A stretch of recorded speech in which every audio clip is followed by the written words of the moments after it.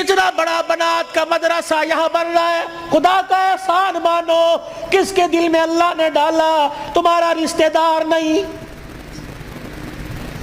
نہ تمہارے باپ کے خاندان کا، نہ تمہارے ماں کے خاندان کا. یہ اللہ کا کرم ہوا. باہر کا پیسہ کما کر تمہارے گاؤں میں لا کر قرآن کے ادارے پہ لگا رہا ہے.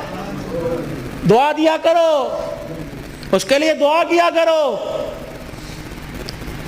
اور اپنے لیے بھی دعا کرو. یا اللہ انگلینڈ کا پیسہ قبول کر لیا، میرا پیسہ کیوں میرے منہ پہ مار دیا؟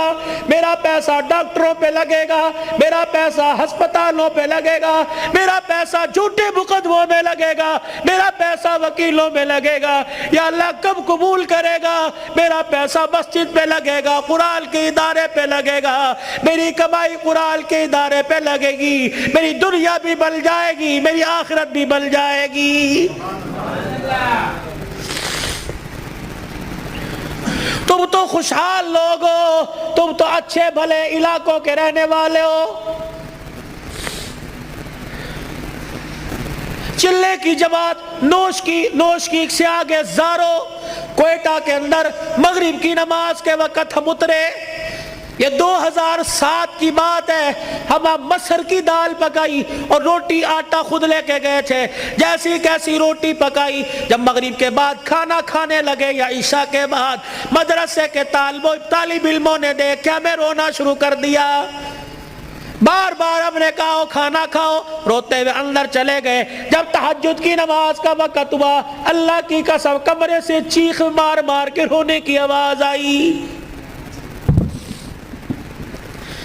ہم نے امیر صاحب سے پوچھا اندر چلے جائے کا؟ نہیں. امیر صاحب بھی اندر نہیں گئے.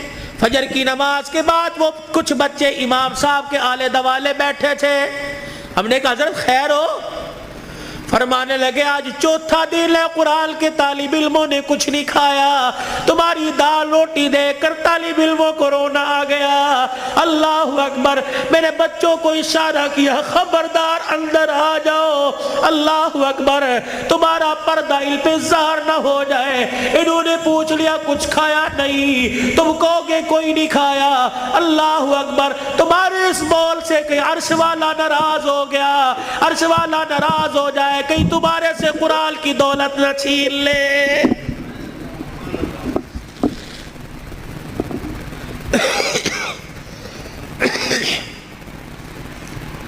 مال مویشی والے ہو، پیسے والے ہو، قاری صاحب اللہ پاک کا نوجوان تحفہ تمہارے پاس ہے. مولانا ہمیں ایسا ادارہ بتاؤ جہاں قرآن پڑھایا جاتا ہو، یا اپنے علاقے کے اندر ایسا کوئی ادارہ قرآن جہاں پڑھایا جاتا ہو، پڑھنے والے کے ماں باپ گھر والے غریب ہو. اللہ اکبر. بار بار کہہ رہے ہو بچے قرآن چھوڑ دے، محنت مزدوری کر لے، گھر کا چولہا چل جائے گا. اللہ اکبر. ایسے بچے کے لیے 1000 روپیہ مقرر کر دو، 2000 روپیہ مقرر کر دو. رب اکبر کی قسم ہے اگر تیری محنت کی کمائی کسی طالب علم پہ لگی، وہ قرآن کا وارث بن گیا، اللہ کی قسم اٹھا کے کہتا ہوں قیامت کے دن وہ اکیلا جنت میں نہیں جائے گا، بلکہ تجھے بھی اپنے ساتھ لے کے آگے آگے جنت میں جائے گا.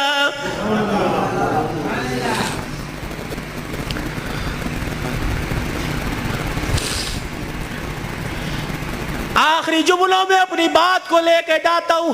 میرے عزیزو کل ابو ذر نے دولہا بننا ہے. اللہ اکبر. ایک جوان عورت کو، لڑکی کو اپنے گھر لے کے آنا ہے. پھر ایسے ملیں گے جیسے بڑے پرانی رشتہ داری ہو، کیا پتہ رشتہ دار یا غیر رشتہ داروں میں شادی ہو رہی ہو. اللہ اکبر. میرے عزیزو اللہ غنی. اس ابو ذر سے کہتا ہوں ساری زندگی بیوی تیرے پاس ہے، تیرے ہاتھ کا میوہ ہے. جب رات کو بیوی کے کمرے میں جائے اسے بھی وضو کروا لینا، خود بھی وضو کر لینا. کہا جا پہلے اللہ کے آگے جھک کے شکریہ ادا کر لے. اللہ نے تجھے کوٹھے سے بچا لیا، اللہ نے تجھے حویث کا نشانہ بنانے والوں سے بچا لیا، اللہ نے تجھے بغیرت کی نگاہوں سے بچا لیا.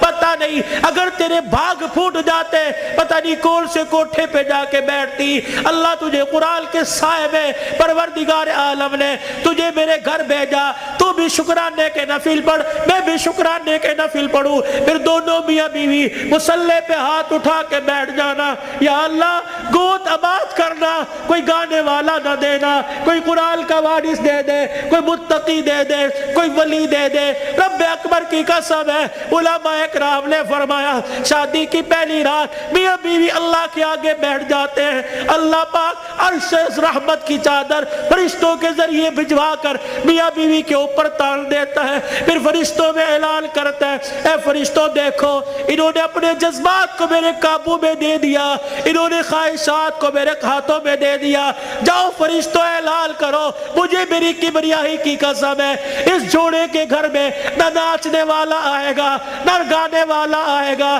اس کی نسل میں عبد القادر جیلانی سے چلواؤں گا، اس کی نسل معین الدین چشتی سے چلواؤں گا، اس کی نسل میں ایسے آئیں گے دل کو مخلوق خدا کی خدمت کرے گا اور رات کو مصلی پہ کھڑا ہو کے میں اللہ کو راضی کرے گا۔